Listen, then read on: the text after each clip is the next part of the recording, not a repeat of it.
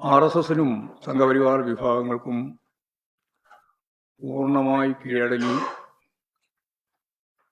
അതൊരിക്കൽ കൂടി ബോധ്യപ്പെടുത്തുന്ന നിലപാടാണ് മുഖ്യമന്ത്രി ഇന്ന് നടത്തിയിട്ടുള്ള വാർത്താ സമ്മേളനത്തിൽ പങ്കുവച്ചിരിക്കുന്നത്. വന്ദേമാതരം മുഴുവൻ പാടണമെന്ന നിർദ്ദേശം താഴത്തേക്ക് നൽകിയത് ചീഫ് സെക്രട്ടറിയാണ് എന്നാണ് ആദ്യം പറഞ്ഞിരുന്നത്. എന്നാൽ കഴിഞ്ഞ പത്രസമ്മേളനത്തിൽ ഇത് സർക്കാരിൻ്റെ നിർദ്ദേശപ്രകാരമാണ് എന്ന് ഞാനന്ന് വ്യക്തമാക്കിയതാണ്. അത് ശരിവെക്കുന്ന രീതിയിലാണ് ഇന്ന് മുഖ്യമന്ത്രിയുടെ പത്രസമ്മേളനത്തിൽ നമുക്ക് കാണാൻ കഴിഞ്ഞ കാര്യം.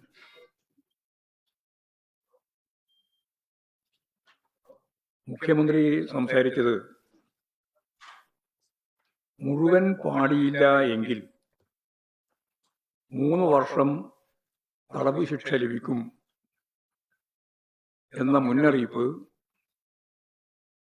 മുഖ്യമന്ത്രി തന്നെ പത്രസമ്മേളനത്തിൽ പറയുകയാണ്.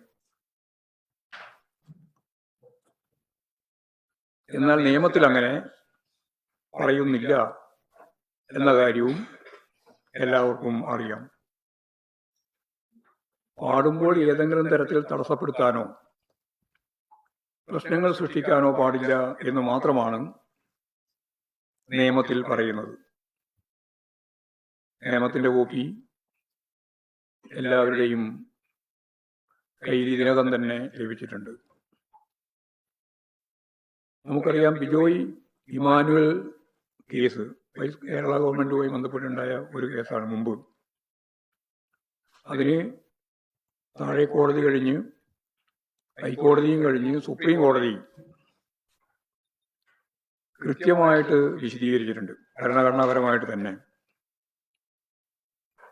അന്ന് പറഞ്ഞത് എഴുന്നേറ്റ് നിന്ന് ആദരവ് പ്രകടിപ്പിച്ചാൽ മതി. അതെല്ലാം ഏതെങ്കിലും രീതിയിൽ അലോസരപ്പെടുത്താനോ തടസ്സപ്പെടുത്താനോ പാടില്ല. അതിന് 2 ഭാഗം അന്നും തിരിച്ചിട്ടുണ്ട്. ഒന്ന്, ആവിഷ്കാര സ്വാതന്ത്ര്യം 19(1)(a) ഭരണഘടന അനുസരിച്ച്. 2, അവരുടെ മതപരമായ സ്വാതന്ത്ര്യം 25(1). ഈ കാര്യങ്ങളെല്ലാം വെച്ചുകൊണ്ടാണ് ബിജോയ് ഇമാനുവൽ കേസിൽ സുപ്രീം കോടതി വിധി പറഞ്ഞിട്ടുള്ളത്. ചീഫ് സെക്രട്ടറിയുടെ ഉത്തരവ് പാലിക്കണം എന്ന കാര്യം പറഞ്ഞപ്പോൾ അത് തിരുത്തുമോ എന്ന് പത്രപ്രവർത്തകർ, മാധ്യമപ്രവർത്തകർ ആവർത്തിച്ച് ചോദിച്ചപ്പോൾ മുഖ്യമന്ത്രി കൃത്യമായ മറുപടി പറഞ്ഞില്ല. എന്ന് പറഞ്ഞാൽ വന്ദേമാതരം മുഴുവനായി പാടേണ്ടതില്ല എന്ന് പറയാൻ മുഖ്യമന്ത്രി ഇപ്പോഴും തയ്യാറല്ല. ഞാനിത് എടുത്തു പറയുന്നത് പഴയകാലം മുതൽ, ജവഹർലാൽ നെഹ്റുവിന്റെ കാലം മുതൽ ദേശീയ പ്രസ്ഥാനത്തിന്റെ ഘട്ടത്തിൽ തന്നെ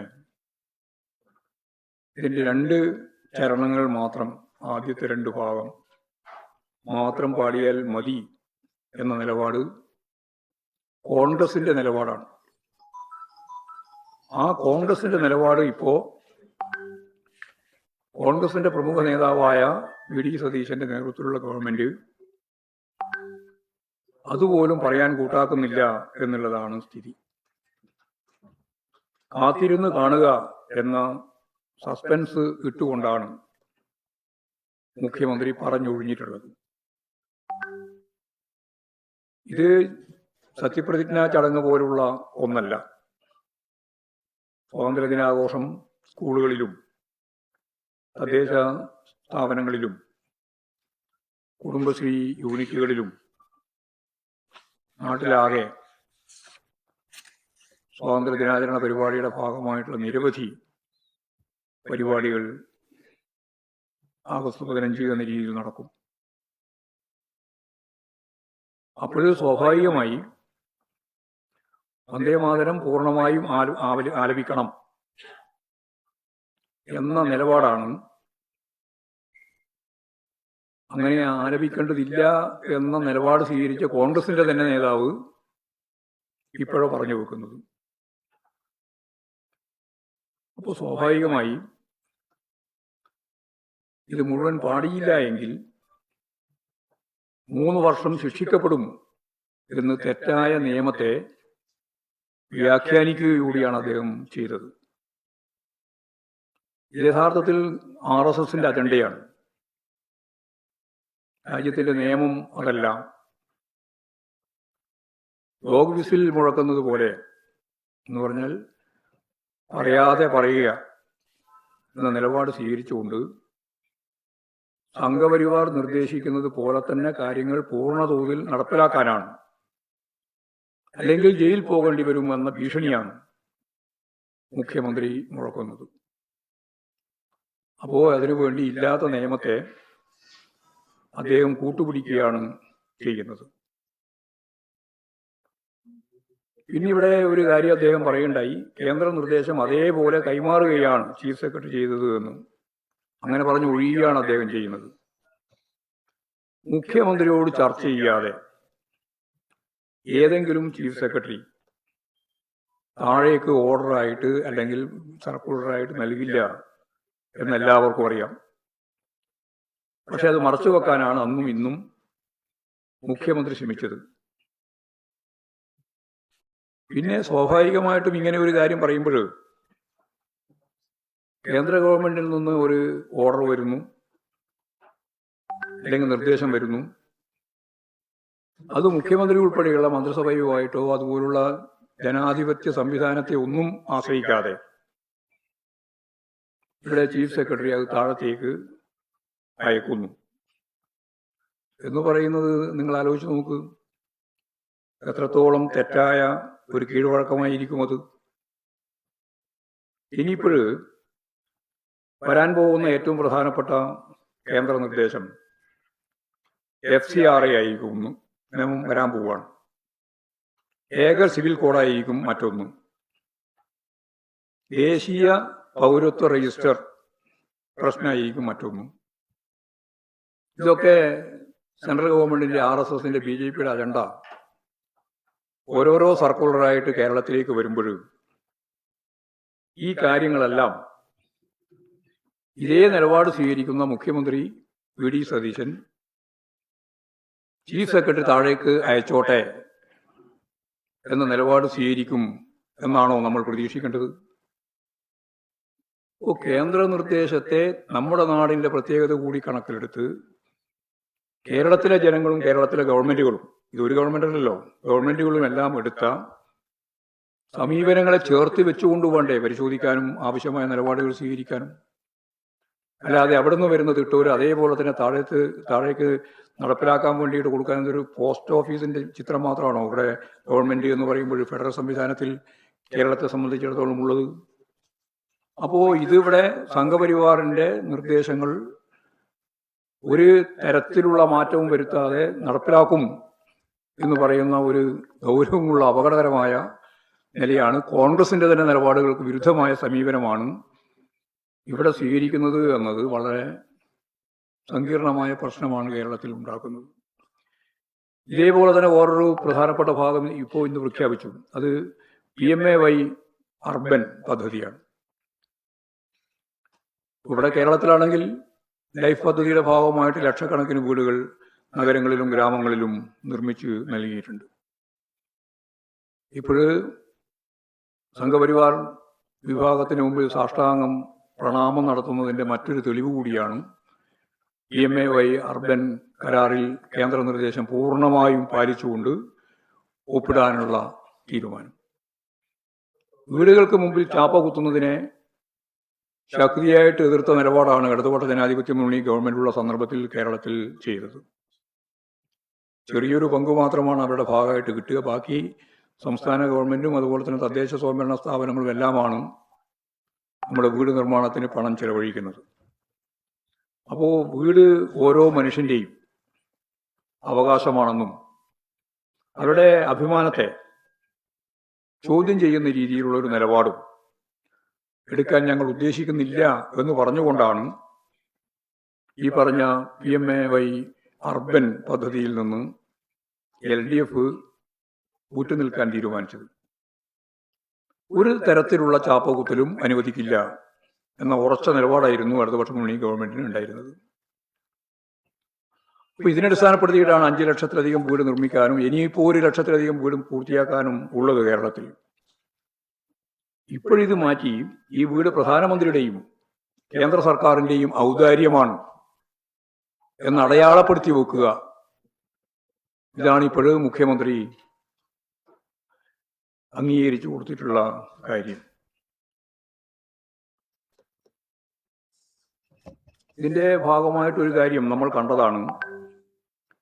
മാതൃഭൂമി അനൂപ് ദാസ് എന്ന ലേഖകൻ ബീഹാറിൽ യാത്രയുടെ ദൃശ്യങ്ങൾ ജനങ്ങൾക്ക് നൽകുന്ന സന്ദർഭത്തിൽ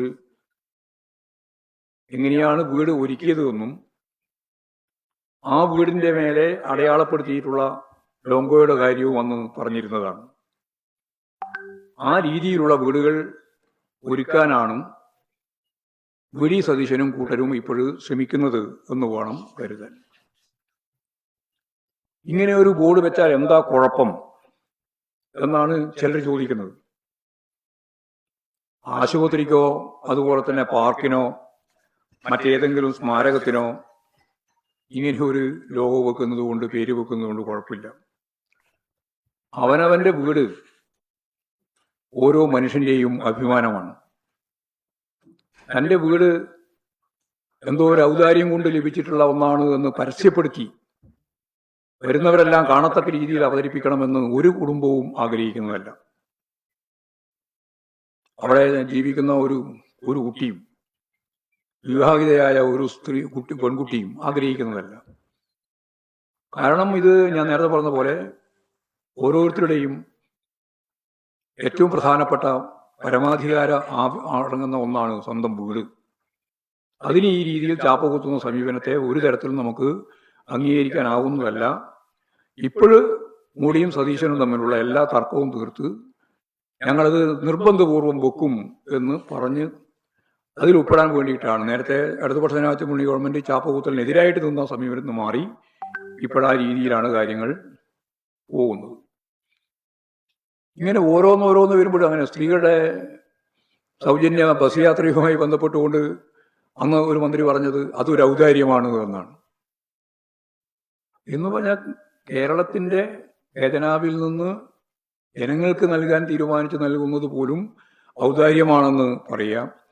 കേന്ദ്ര ഗവൺമെന്റിന്റെ തുച്ഛമായ ഒരു സംഖ്യ മാത്രം വാങ്ങി ബാക്കി മുഴുവൻ കേരളവും ഗുണഭോക്താവും അതുപോലെ തന്നെ തദ്ദേശ സ്വയംഭരണ സ്ഥാപനങ്ങളും കണ്ടെത്തുന്ന പണം ഉപയോഗിച്ചുണ്ടാക്കുന്ന വീട് അതും ഒരു ഔദാര്യമാണ് എന്ന് അവതരിപ്പിക്കുന്ന രീതി കേരളീയ സമൂഹം ഒരിക്കലും അംഗീകരിക്കുന്നതല്ല.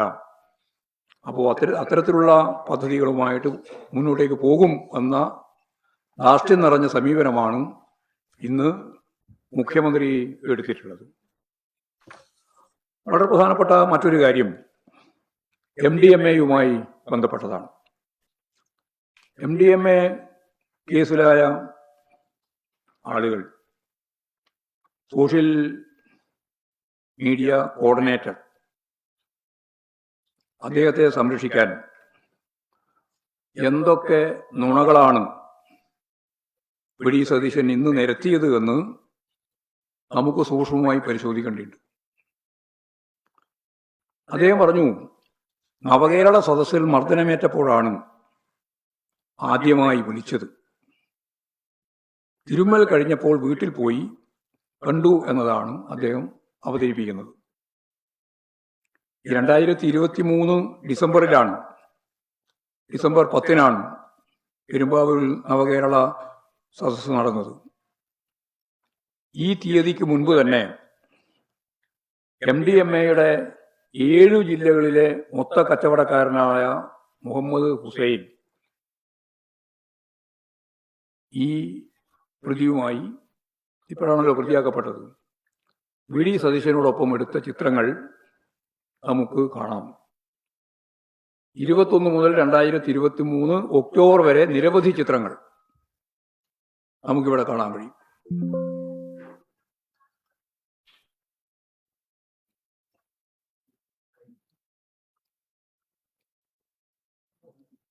ഇതെല്ലാം സദസ്സിന് മുമ്പുള്ള ചിത്രങ്ങളാണ്. സദസ്സിലാണ് ഞാൻ ആദ്യമായിട്ട് ഇങ്ങനെ മർദ്ദനമേറ്റതിന് ശേഷം കണ്ടത് എന്ന് പറയുന്നത് തെറ്റാണ് എന്ന് കൃത്യമായിട്ട് നമുക്ക് ഈ ദൃശ്യങ്ങളിലൂടെ നിങ്ങൾക്ക് ഇപ്പോൾ മനസ്സിലായിട്ടുണ്ട്. അതായത് 2021 മുതൽ 2023 ഒക്ടോബർ വരെ നിരവധി ചിത്രങ്ങളാണ് നമുക്ക് കാണാൻ കഴിഞ്ഞത്.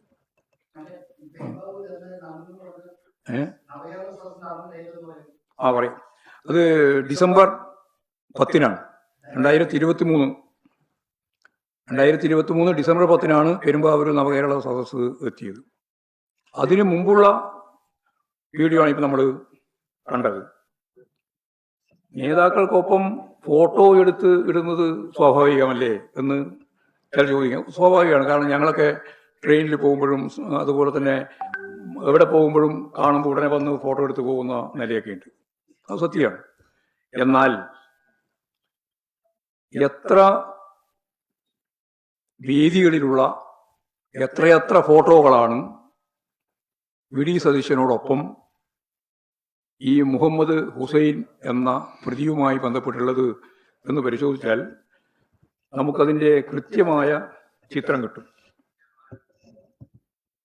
പിന്നെ പറഞ്ഞത് 3-4 വട്ടം ഞാൻ അതിന് ശേഷം നവകേരള സദസ്സിന് ശേഷം 3-4 വട്ടം കണ്ടു എന്നത് സതീശൻ അവകാശപ്പെട്ടിട്ടുണ്ട്. 18-ലധികം ചിത്രങ്ങൾ, 1ഉം 2ഉം 10ഉമല്ല. അത് ചിലതിൽ നിരവധി ചിത്രങ്ങൾ കൂടിയതാണ് ഒന്ന്. അങ്ങനെയുള്ള നിരവധി ചിത്രങ്ങൾ നമുക്ക് അതിനുശേഷം കാണാൻ കഴിയും. അതും കാണാം.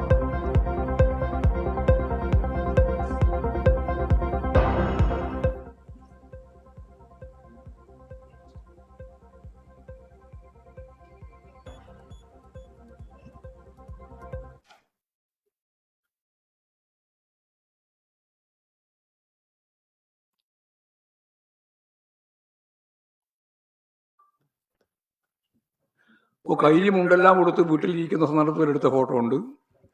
അതുപോലെ തന്നെ കോഴിക്കോട് നടത്തിയ വിരുന്നിൽ പങ്കെടുത്ത ഫോട്ടോ ഉണ്ട്. വി ഡി സതീശൻ്റെ ഓഫീസിലും വീട്ടിലും ജന്മദിനത്തിലും കോഴിക്കോട് നടത്തിയ വിരുന്നിലും ഒക്കെ പങ്കെടുത്ത ഫോട്ടോകൾ നമ്മുടെ കയ്യിൽ ഇഷ്ടം പോലെ ഉണ്ട്. അപ്പോൾ അത് 3-4 പ്രാവശ്യം കണ്ടു എന്ന് പറഞ്ഞിട്ട് ലളിതവരിക്കുന്ന നില ശരിയല്ല. പിന്നെ സോഷ്യൽ മീഡിയ കോർഡിനേറ്റർ അല്ല, എനിക്കങ്ങനെ ഒരു സോഷ്യൽ മീഡിയ ടീം തന്നെ ഇല്ല എന്ന് അദ്ദേഹം പറയുകയുണ്ടായി. ഈ പ്രതി അദ്ദേഹത്തിൻ്റെ ഫേസ്ബുക്ക് പ്രൊഫൈലിലും കൃത്യമായിട്ട് അദ്ദേഹം രേഖപ്പെടുത്തിയിട്ടുണ്ട്. അദ്ദേഹത്തിൻ്റെ ഫേസ്ബുക്ക് പ്രൊഫൈലിൽ വി ഡി സതീശനുമായി ബന്ധപ്പെട്ട പോസ്റ്റുകൾ മാത്രമാണുള്ളത്. നിരവധി പോസ്റ്റുകൾ ഇനി നമുക്ക് ഇതിൻ്റെ ഭാഗമായിട്ട് കാണാൻ സാധിക്കുന്നതാണ്.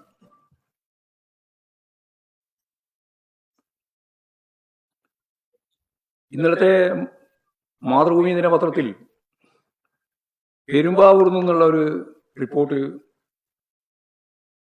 ഇതിലുണ്ട്.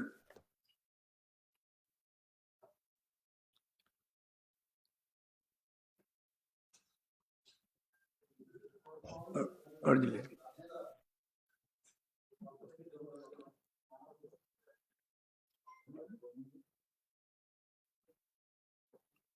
ഇതിൽ മാതൃഭൂമിയിൽ ഞാൻ വായിക്കാം. KH Muhammad Hussain team V D Satheesan എന്ന സോഷ്യൽ മീഡിയ പേജിൽ കോർഡിനേറ്ററും വി ഡി സതീശൻ്റെ അടുത്തയാൾ എന്ന പേരിൽ നാട്ടിലെ കോൺഗ്രസുകാർക്കിടയിൽ അറിയപ്പെടുന്നയാളുമാണ്.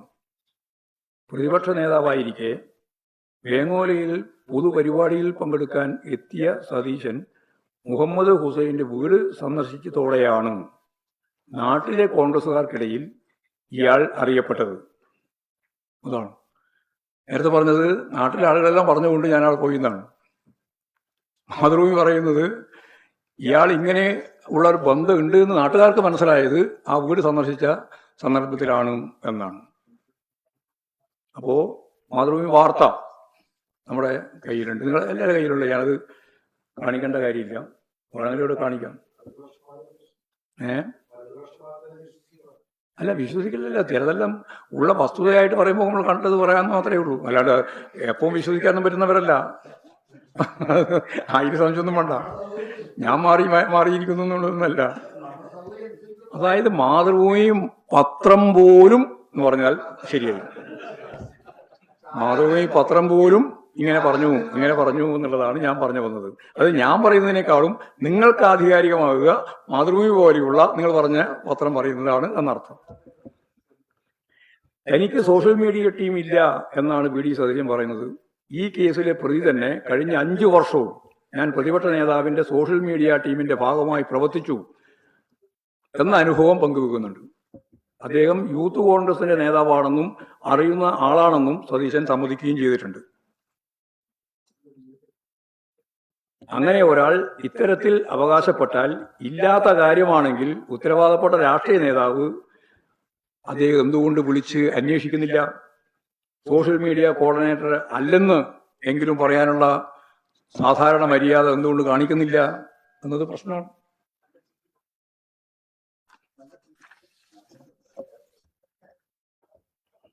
അപ്പൊ ആ പോസ്റ്റ് ശരിക്ക് കാണാൻ കഴിയും.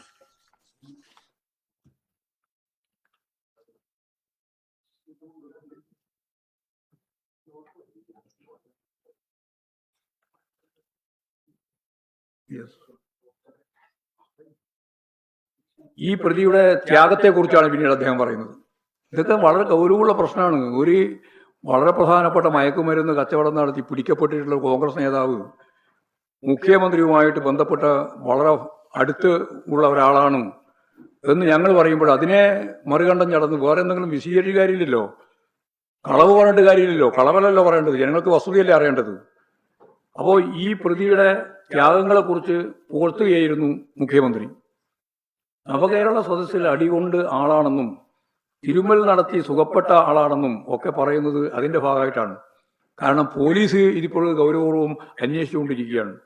അപ്പോൾ പോലീസിന് കൊടുക്കുന്നൊരു സന്ദേശം മുഖ്യമന്ത്രി ഇദ്ദേഹത്തെ ത്യാഗപൂർണം പ്രവർത്തിക്കുന്ന ഒരാളാണ് എന്ന് പൊതുജന സമക്ഷം അവതരിപ്പിക്കുന്നു എന്നുള്ളത് കൂടി ഇതിന്റെ ഭാഗമായിട്ട് നമുക്ക് മനസ്സിലാക്കാൻ സാധിക്കുന്ന ഒന്നായിട്ടുണ്ട്. ഇപ്പോൾ ഇതിന്റെ ഭാഗമായിട്ട് വന്ന വേറൊരു കാര്യം, ഇന്നിപ്പോൾ കാണുന്നത് ഈ ഓപ്പറേഷൻ തൂഫാന്റെ നോഡൽ ഓഫീസറെ മാറ്റിയിരിക്കുന്നു. ഇതിപ്പോ ഇന്ന് വന്നിട്ടുള്ള ഒരു വളരെ പ്രധാനപ്പെട്ട വേറൊരു കാര്യമാണ്. എന്നിട്ട് അതിനു പകരം പുതിയ ആളെ നിശ്ചയിക്കുകയും ചെയ്തിരിക്കുകയാണ്. അടിയന്തര പ്രാധാന്യം എന്താണ് എന്നുള്ളത് ഗൗരവപൂർവ്വം പരിശോധിക്കുമ്പോഴാണ് ഈ പിടിച്ച ആൾ ഈ മാറ്റത്തിന്റെ പിന്നിൽ എന്ത് നിലപാടായിട്ടും എടുത്തിട്ടുണ്ടാകുക എന്ന കാര്യം മനസ്സിലാക്കുക. ഇതും വളരെ പ്രധാനപ്പെട്ട ഒരു പ്രശ്നമായിട്ടാണ് ഈ ഉദ്യോഗസ്ഥരെ തന്നെ അങ്ങോട്ടും ഇങ്ങോട്ടും മാറ്റുന്ന നിലയിലേക്ക് കാര്യങ്ങൾ എത്തുന്നത്. തൂഫാൻ വളരെ വലിയ പദ്ധതിയായിട്ടാണല്ലോ ആഭ്യന്തര വകുപ്പ് പറഞ്ഞുകൊണ്ടിരിക്കുന്നത്. വളരെ പ്രധാനപ്പെട്ട മറ്റൊരു കാര്യം മെറ്റയുമായി ബന്ധപ്പെട്ട കാര്യമാണ്.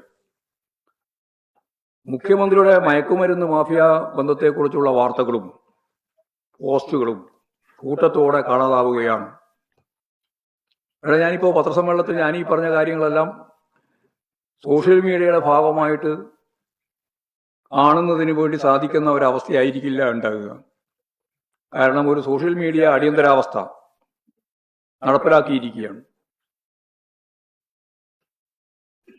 പ്രതിപക്ഷ നേതാവ് പറയുന്ന കാര്യങ്ങൾ പോലും അപ്രത്യക്ഷമാവുന്ന സ്ഥിതിയാണ് ഉണ്ടായിട്ടുള്ളത്. ഒരു ദേശീയ മാധ്യമത്തോട് സോഷ്യൽ മീഡിയയെ നിയന്ത്രിക്കണം എന്ന അഭിപ്രായം മുഖ്യമന്ത്രി നേരത്തെ തന്നെ പറഞ്ഞിരുന്നു. നമ്മൾ കേട്ടതാണ്.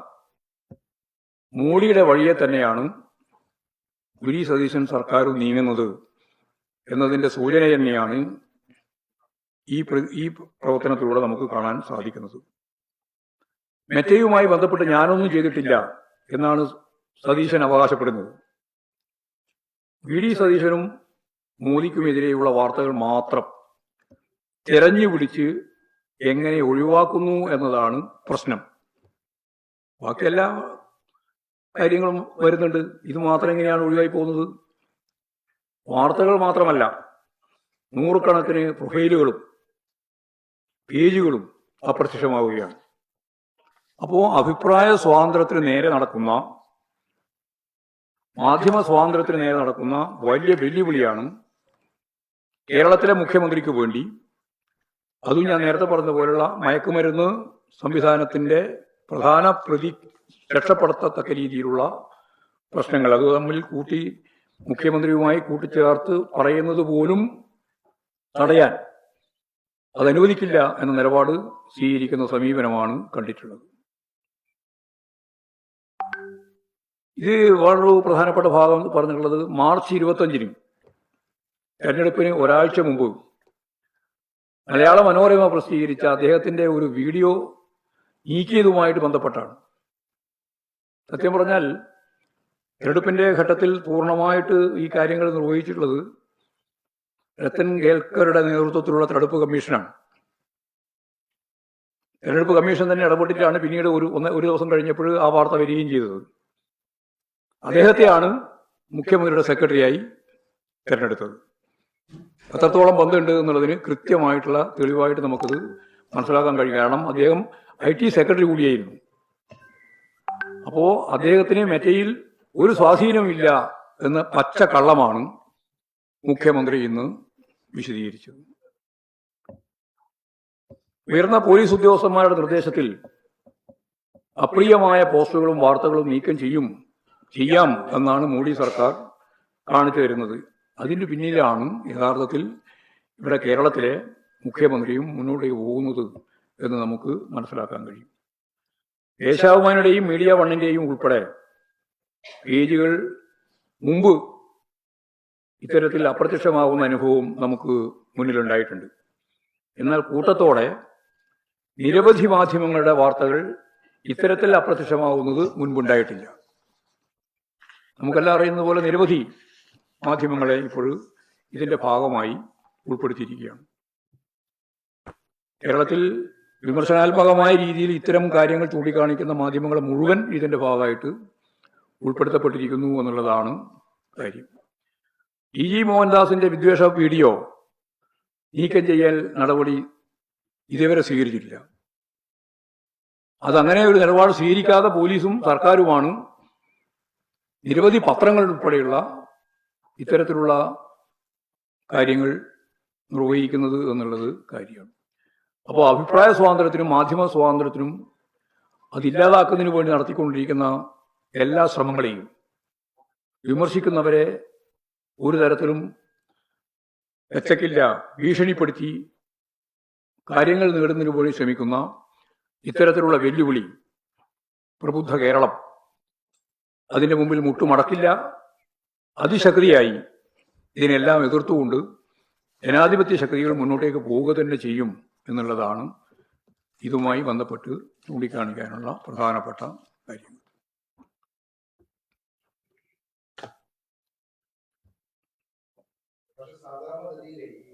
പാർട്ടി സംസ്ഥാന സെക്രട്ടറി വാർത്താസമ്മേളനം നടത്തുകയും കാര്യങ്ങൾ പറയുകയും ചെയ്യുമ്പോൾ അതിനുശേഷമാണ് CPM-ന്റെ സൈബർ ഹാൻഡിലുകളും സോഷ്യൽ മീഡിയയൊക്കെ ഏറ്റെടുത്തത്. മാഷ് പറഞ്ഞ കാര്യം മൊത്തം അതിനോട് CPM-ന്റെ സൈബർ ഹാൻഡിലുകൾ വന്നിട്ടുണ്ട്. സോഷ്യൽ മീഡിയയാണ് കൂടുതൽ. അല്ലല്ല, ഞങ്ങൾ ഇന്നാണല്ലോ രാവിലെ പത്രസമ്മേളനം നടത്തിയത്. അതാണ് കാര്യം.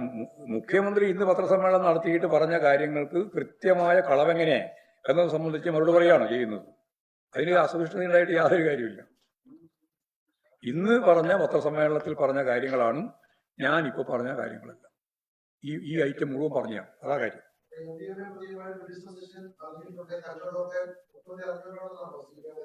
ഞാൻ പറഞ്ഞതിൽ വളരെ വ്യക്തതയുണ്ട്. നന്നായിട്ട് അറിയാം, മുമ്പേ അറിയാം, ഇപ്പോഴും അറിയാം. അദ്ദേഹം MDMA 7 ജില്ലയിലെ ഹോൾസെയിൽ ഏജന്റാണ്. തീരെ അറിയാതിരിക്കുമെന്ന് പറയാൻ സാധിക്കുന്നതല്ല. അത് പരിശോധിക്കണം. നിങ്ങൾ മാധ്യമങ്ങളുടെ ഉത്തരവാദിത്തമാണ്. നിങ്ങളത് മുണ്ടുന്നില്ലല്ലോ. നിങ്ങൾ ഇത്രയും ഗൗരവതരമായ ഒരു പ്രശ്നം ഉണ്ടായിട്ട് പ്രധാനപ്പെട്ട മാധ്യമങ്ങൾ ഉൾപ്പെടെ ഒന്നും അതിൻ്റെ അകത്ത് പ്രതികരിക്കുന്നില്ലല്ലോ, ഒന്നും ചെയ്യുന്നില്ലല്ലോ. ഞങ്ങളാരും പറഞ്ഞ ഒരു സെന്റൻസ് കൊടുത്തിട്ട് അവസാനിപ്പിക്കുകയല്ലേ ചെയ്യുന്നത്. നിങ്ങൾ ഗൗരവത്തിലെടുക്കണ്ടേ? കേരളത്തിന്റെ മുഖ്യമന്ത്രിയുമായിട്ട് 7 ജില്ലയിലെ ഹോൾസെയിൽ ഏജന്റായി അതും തൂഫാൻ പദ്ധതി നടപ്പിലാക്കിക്കൊണ്ടിരിക്കുന്ന പശ്ചാത്തലത്തിൽ ഒരാളുമായിട്ട് മുഖ്യമന്ത്രിക്ക് ഇതുപോലെ അവേദ്യമായ ബന്ധമുണ്ട് എന്ന കാര്യം മുഴുവൻ വിവരങ്ങളും പുറത്തു വന്നിട്ടും നിങ്ങൾ എന്താണ് ഇത്തരത്തിലുള്ള ഒരു മൗനം എന്നുള്ളത് വളരെ ഗൗരവമുള്ള ചോദ്യമല്ലേ?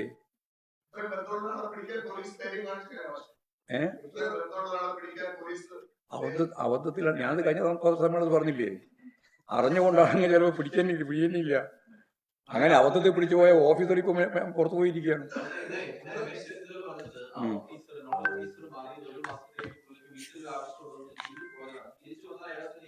ആയിക്കോട്ടെ, നല്ലത്. അറിയില്ല, നമുക്കറിയില്ല. മുഖ്യമന്ത്രി വാർത്താസമ്മേളനം നടത്തിയപ്പോഴേ മാഷ് ഉന്നയിച്ചൊരു വിമർശനം ഉണ്ട്. അതായത് അപ്പോൾ മാഷാണ് ഐശ്വര്യം ഇത്തരത്തിലുള്ള പ്രതികരണം എങ്ങനെയാണ്? വില കുറഞ്ഞ പ്രതികരണമല്ലേ മുഖ്യമന്ത്രിയാണെന്ന് പറഞ്ഞിട്ട് എന്താ കാര്യം? ഞാനൊന്നും പ്രതികരിക്കുന്നില്ല. അല്ലെ പിന്നെ ഞാനും അദ്ദേഹത്തെ പോലെ തന്നെ ആവില്ലേ? അല്ല, മുൻ മുഖ്യമന്ത്രിയുടെ പ്രിൻസിപ്പൽ സെക്രട്ടറി അതുപോലെ അല്ലല്ലോ കോൺഗ്രസ്. അതൊരു IAS ഉദ്യോഗസ്ഥനല്ലേ? ഉദ്യോഗസ്ഥന്മാര് വരികയും പോവുകയൊക്കെ ചെയ്യും നേരത്തെ പറഞ്ഞ പോലെ. ഇത് IAS ഉദ്യോഗസ്ഥനല്ല, കോൺഗ്രസിന്റെ നേതൃനിരയിലുള്ള ഒരാളാണ്. അതാണ് MDMA-യുമായി ബന്ധപ്പെട്ട പ്രശ്നം. അത് രണ്ടും കൂട്ടിക്കൊടുക്കുന്നത് മനസ്സിലായില്ലേ നിങ്ങൾക്ക് എങ്ങനെയാണെന്ന്? എത്ര വേഗം നിങ്ങളെല്ലാം തെറ്റിദ്ധരിപ്പിക്കുന്നതെന്നും. രണ്ടും ഒന്നാണെന്ന് തെറ്റിദ്ധരിപ്പിക്കാനല്ലേ ശ്രമിച്ചത്? അത് രണ്ടും രണ്ടാണ്. ഇത് കോൺഗ്രസിന്റെ നേതൃത്വത്തിലുണ്ട് എന്ന് അദ്ദേഹം തന്നെ സമ്മതിക്കുന്ന ഒരാള് എത്രയോ കൊല്ലമായിട്ട് അദ്ദേഹത്തിന് ബന്ധമുണ്ട് എന്ന് പറയാൻ മടിച്ച് ഞാൻ ഈ ഒരു സംഭവത്തിന് ശേഷം മാത്രമാണ് ബന്ധമുള്ളതെന്ന് പറഞ്ഞത് അതല്ല എന്ന് കൃത്യമായിട്ട് അവതരിപ്പിക്കാനാണ് ഞാൻ ശ്രമിച്ചത്. ഈ പത്രസമ്മേളനം കൊണ്ട് ഞാൻ ഉദ്ദേശിക്കുന്നത് അത് തന്നെയാണ്. അതിന് എത്രയോ വർഷം മുമ്പ് തന്നെ അദ്ദേഹത്തിന് നല്ല ബന്ധം, വീട്ടിൽ പോയിട്ടുള്ള ബന്ധമുണ്ട്. അതുപോലെ തന്നെ പാർട്ടി പങ്കെടുത്ത പദ്ധതി പരിപാടിയുണ്ട്, നിരവധി പരിപാടികളുണ്ട്. കയ്യിൽ കുടിച്ചിരിക്കുന്ന VD സദസ്സിന് മുമ്പിൽ നിൽക്കുന്ന ചിത്രം നമ്മൾ കണ്ടില്ലേ? അതല്ലേ ഞാൻ നേരത്തെ പറഞ്ഞത്, പിടിച്ചു പോയതല്ലേ, പറ്റിപ്പോയതല്ലേ. ആണ് ഇവിടെ നിന്നും അല്ലല്ലോ, എവിടെയോ കാസർഗോഡ് നിന്നല്ലേ, കാലിക്കടവെന്നാ പിടിച്ചത്. അത് അവര് പരിശോധിച്ചുകൊണ്ടിരിക്കുമ്പോ കൈ പെട്ടുപോയി. പിന്നെന്ത് ചെയ്യാനാ? പറഞ്ഞിട്ടുണ്ടാവും, ഇല്ലാതെ നമുക്ക് പറയാൻ പറ്റുമോ? ശരി, LDF യോഗം അത്ര ഉത്കണ്ഠപ്പെടണ്ട. കൃത്യമായിട്ട് യോഗം ചേർന്ന് പരിപാടികൾ ആസൂത്രണം ചെയ്ത് ഞങ്ങൾ മുന്നോട്ടേക്ക് പോയിക്കോളാം. എല്ലാ പ്രശ്നവും പരിഹരിച്ചുകൊണ്ടല്ലേ മുന്നോട്ടേക്ക് പോവുക.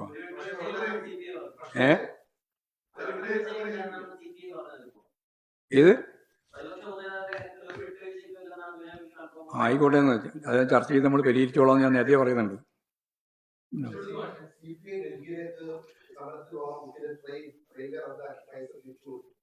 കൊടുത്തു അല്ലേ?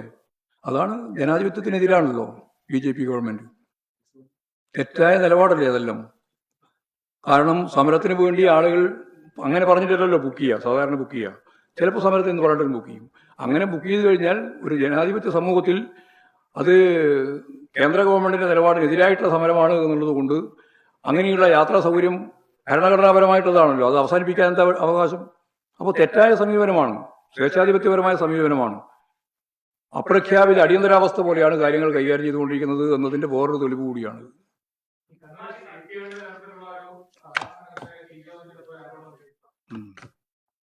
അതൊക്കെ അവിടെ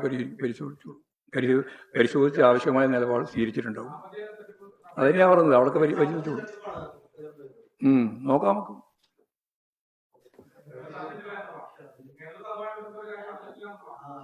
എവിടെ?